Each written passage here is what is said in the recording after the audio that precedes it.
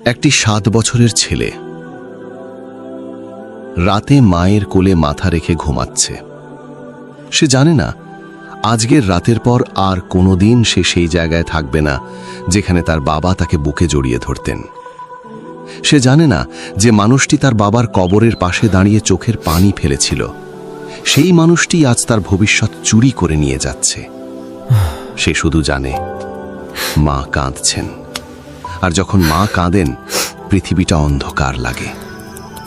আমার ভাই ও বোনেরা, আল্লাহ তাআলা সূরা নিসায় বলেছেন, যারা এতিমদের সম্পদ অন্যায়ভাবে গ্রাস করে তারা তাদের পেটে আগুন ভরছে। এটা কোনো কাল্পনিক সতর্কবার্তা নয়, এটা আল্লাহর নিজের কথা। আজকের এই গল্পটি শুনুন, সম্পূর্ণ শুনুন, কারণ এই গল্পটি হয়তো আপনার পাশের বাড়িতেই ঘটছে, এখন, এই মুহূর্তে।